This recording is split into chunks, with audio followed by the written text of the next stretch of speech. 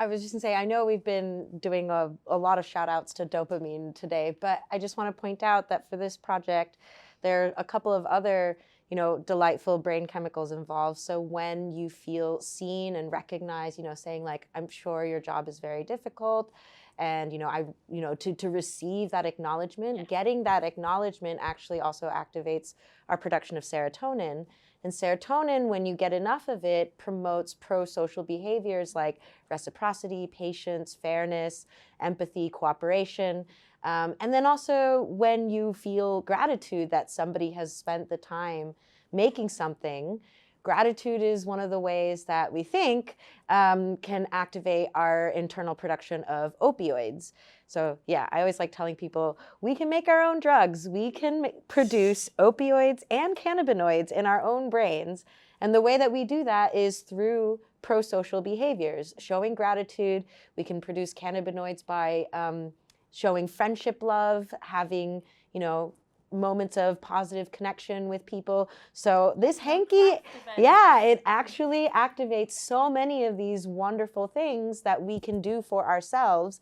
And then that also is a gift that you're giving to someone else. Hey, I want to give you something that's actually going to heal you and is going to be good for you, and also will hopefully make you feel more willing to have an emotional connection with me, and then we can actually do something together. And it doesn't mean as well, like I have people going, well, my MP's not going to do anything, I'm going to vote them out. I'm like, yeah, okay, so while they're still in power, this is really useful to be their critical friend, not an aggressive enemy. You can still leaflet to get them out. You can still vote against them. This isn't to replace other forms of activism. This is to see it as one tool in the toolkit to go, okay, I've got X more years with this politician. They are supposed to represent me. So as much as possible, I'm going to hold them account.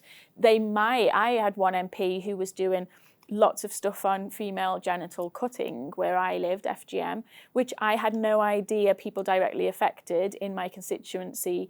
I didn't know that was a thing, and she was really passionate about it. She wasn't in a political party I agreed with at all, so I always voted to get her out.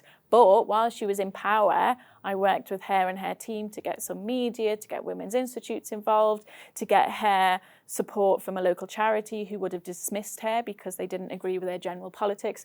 But she was really powerful in the party that was in power. She was a rising star in the party. She had a lot of support behind her from party members. So I thought, well, this is really useful to make her a hanky to say, look, I'm not seeing you as, a certain person, that I'm just going to shout at you as an activist and dismiss you and be disrespectful. But she wouldn't have talked to me about FGM if I hadn't given her a hanky and had a few meetings with her where she trusted me enough to say, I'm going to do stuff on this. Can we work on it a bit?